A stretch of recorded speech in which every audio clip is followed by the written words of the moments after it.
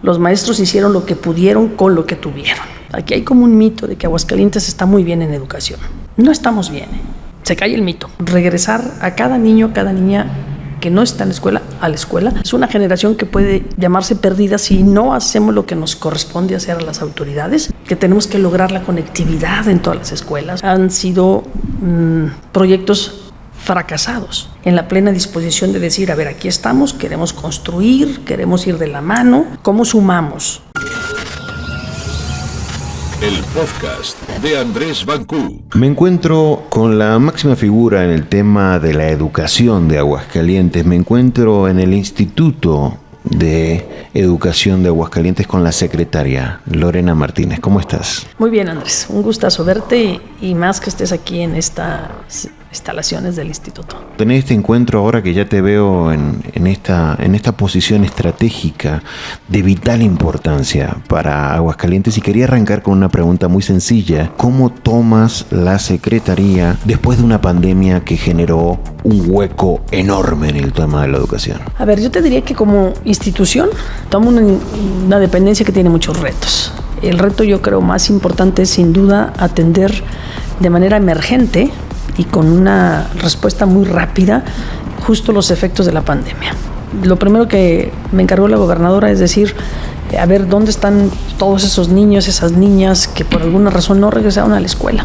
¿Hay rezago? Sí, claro. No sabía eso. ¿Cómo está el panorama en número de...? Claro, Andrés. Mira, en el instituto hay un sistema, le llaman el ADN de la escuela, la cédula 911, pero al final es un mecanismo que nos permite hoy tener una especie de trazabilidad de cada alumno desde que entran al preescolar hasta que terminan su escuela nivel básica y luego ingresan al bachillerato. Entonces lo que hicimos fue irnos de fondo a revisar qué había pasado con cada uno de esos niñas o niñas, dónde estaban, y encontramos que tenemos 19,000, a cifra cerrada, 19,000 niños, niñas en el estado. ¿En todo Aguascalientes hay 19,000? 19,000 niños, niñas, niños, niñas y adolescentes que no regresaron a la escuela después de la pandemia.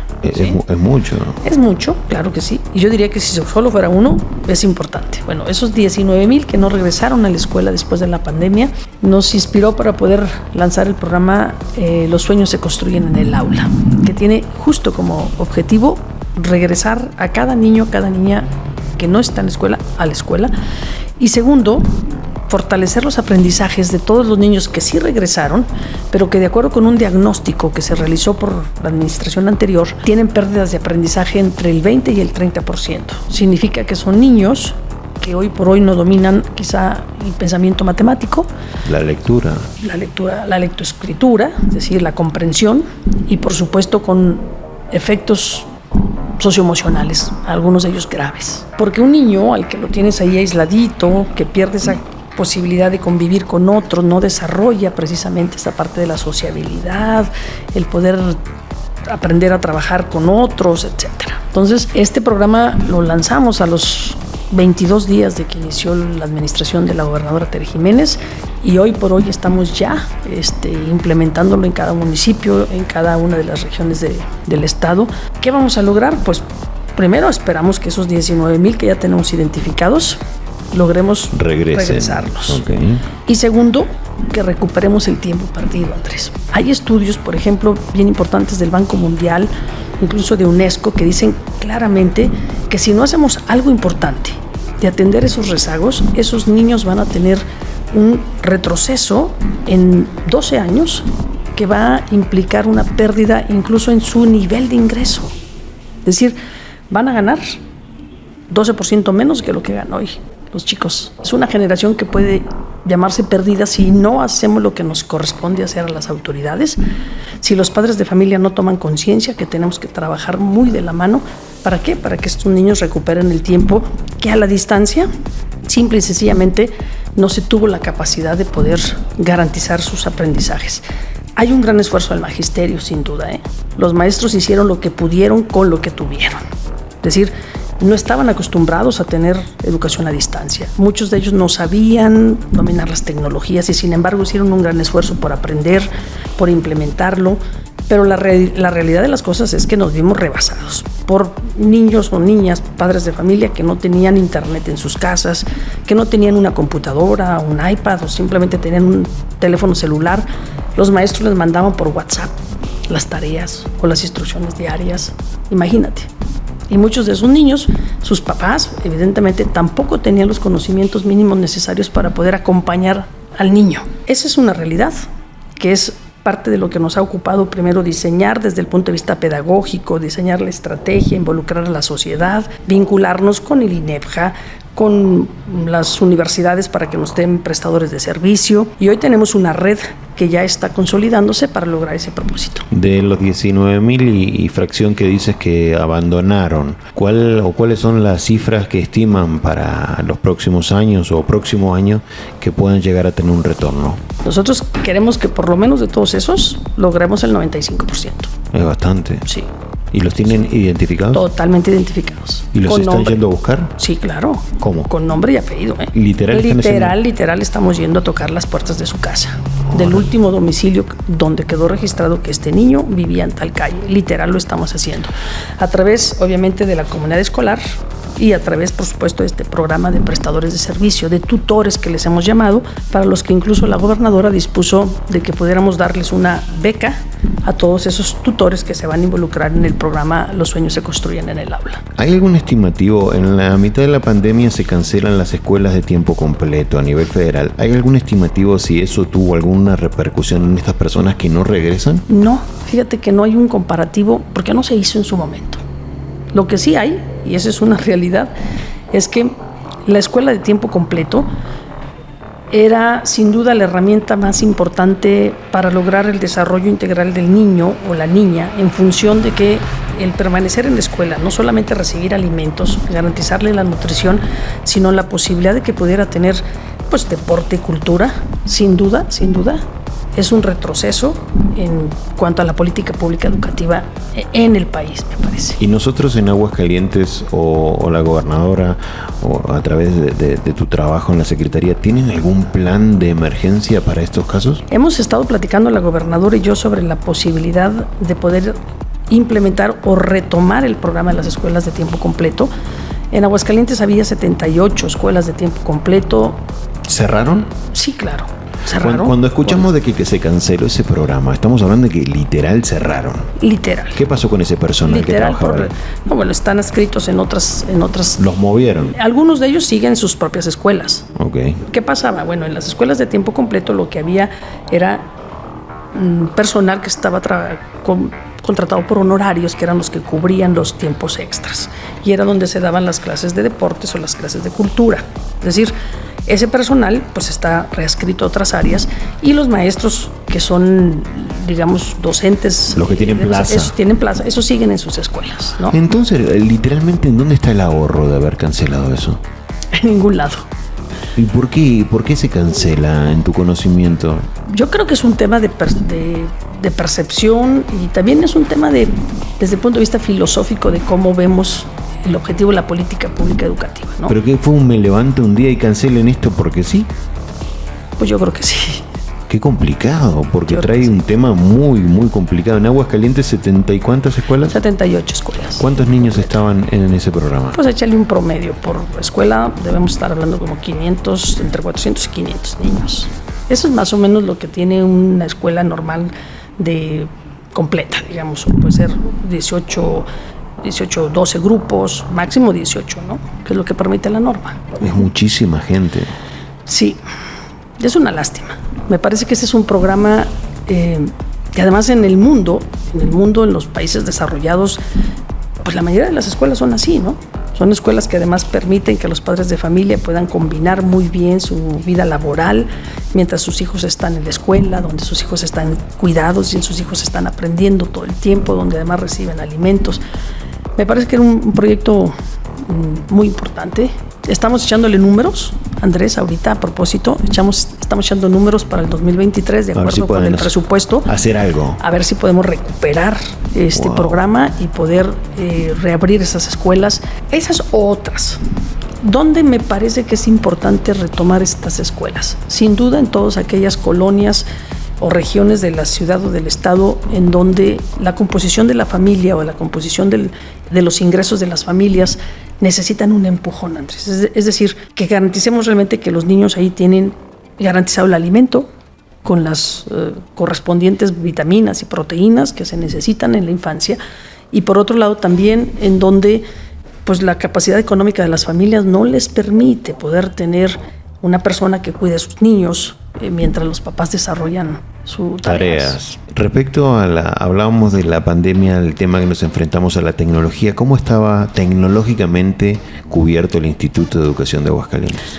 Fíjate que estamos un poco pañales. Se han hecho muchos esfuerzos. Yo recuerdo, no de ahora, desde hace muchos años, se ha hablado mucho de las aulas STEAM y se habla de N cantidad de cosas que se han hecho. La realidad de las cosas es que han sido proyectos fracasados. Uno, porque no ha habido continuidad, ¿sí? Ha habido un sexenio que han empezado un modelo y luego llega otro y lo deja atrás y arrancan uno nuevo. La realidad de las cosas es que hoy prácticamente de las escuelas, las que tuvieron en algún momento un aula tecnológica, por llamarlo así, o un laboratorio de cómputo, muchas de ellas se desmantelaron. Bueno, aquí nos hemos encontrado en alguna bodega, no sé, montones de computadoras ahí basura guardadas, basura, ¿sí? Electrónica. Porque ya. Además en la tecnología, tú lo sabes, hay que estar actualizando. Es una cosa muy dinámica y me parece que el modelo de comprar equipos de cómputo pues no es el mejor. Bueno, si no tienes para dar el mantenimiento o la actualización, compras fierros y quedan obsoletos en 6 meses. Entonces, por un lado está la falta de equipamiento en las escuelas, por otro está el tema de que tenemos que lograr la conectividad en todas las escuelas. ¿No hay internet en todas? En todas no. ¿Vas a trabajar para eso o van a trabajar? Yo te diría que tenemos una cobertura más o menos aceptable en el 70% de las escuelas, que es el diagnóstico que hemos hecho. En el resto tenemos problemas donde sí hay una conexión a internet, pero es una conexión de internet que apenas es suficiente para conectar un teléfono celular. Y evidentemente no soportaría ningún laboratorio de cómputo, no soportaría una plataforma, digamos, de gran alcance. Hemos platicado con la gobernadora y con el titular de la Secretaría de Tecnologías del Gobierno del Estado, con Ramiro, justo para que el proyecto sea integral. Por un lado, corre esta secretaría que está justo ahorita preparando un proyecto que va a presentar a la gobernadora para garantizar la conectividad en todo el estado, y ahí es donde nos colgamos nosotros. ¿Eso para cuándo? El Ramiro y lo hemos venido platicando, Ramiro Pedrosa, que finales de enero estaría una propuesta integral en ese sentido, y el Instituto de Educación sería uno de esos usuarios, quizá el más grande, de los usuarios de lo que puede hacer esa gran red, que es una demanda muy sentida. En días pasados vino la secretaria de Educación, Leticia Ramírez. Hicimos un recorrido por escuelas de la ciudad y del estado. Fuimos un telebachillerato en Tepesalá, y a pregunta expresa de verdad con los telebachilleratos, pues qué les interesa más, ¿no? Y todo fue un clamor, el internet. Tenemos 12.000 becas que entregan esta semana. ¿Qué implica? ¿Qué son esas becas? ¿A quién se las dieron? ¿Cuánto dinero es? ¿Cómo se distribuye? Uno de ellos son becas para la permanencia, es decir, garantizar que los niños permanezcan en la escuela. Esas van dirigidas a los niños o niñas de más bajos recursos económicos en las escuelas. Se hace un estudio socioeconómico. Se hace un estudio socioeconómico, se valida por el director de la escuela, que es el que finalmente conoce a la comunidad escolar. Otras son las becas de excelencia, que son las que se dan a las niñas, niños y adolescentes que obtienen las mejores calificaciones, y eso, pues el propósito es estimular y que puedan ser un ejemplo con los demás niños de que el esfuerzo se premia, que eso también es importante. Y el otro componente, digamos gran componente de ello, pues son las famosas becas ya de tutores, que son dirigidas a bachilleratos y a universitarios. Y esas son básicamente pues para garantizar la permanencia en la educación media superior y superior. ¿Cuál es la cercanía con las becas federales a los jóvenes que les dan en las universidades o en la preparatoria? No sé cómo está eso. En las Benito Juárez. En la beca Benito Juárez también va a intervenir esta secretaría en cómo se distribuyen. No, fíjate que debería de. Sí va a haber, hay coordinación, y es una coordinación muy reciente, Andrés. recién empieza a verse esa unión de poderes. Yo debo de reconocer que, por ejemplo, el enlace de educación, Adrián Rodríguez, aquí, desde mi llegada, ese mismo día yo le eché una llamadita en la noche, al día siguiente ya estaba aquí, y hemos venido construyendo una relación de mucha coordinación. La delegada de Bienestar, Silvia Licona, hemos tenido ya 3 reuniones, estuvo en la gira con la secretaria Leticia Ramírez, hemos tenido ya reuniones aquí en el instituto. Sorpresa, pues sí me dijo que era la primera vez que venía al instituto. Sí hay toda la disposición de ambas partes de poder trabajar muy de la mano. ¿No había disposición? No sé si no había disposición o simplemente a veces actuamos desde referentes políticos distintos. Pues ahí entonces tenemos nuevamente que una mujer, otra mujer, en este caso, bueno, estás tú enfrente de esta secretaría, pero tenemos a la gobernadora y su gran capacidad de negociar y saber hacer alianzas que, bueno, no solamente la llevan al poder, sino que la llevan a seguir construyendo un mejor poder para fortalecer Aguascalientes. Una de sus mayores virtudes y una de sus mejores cualidades.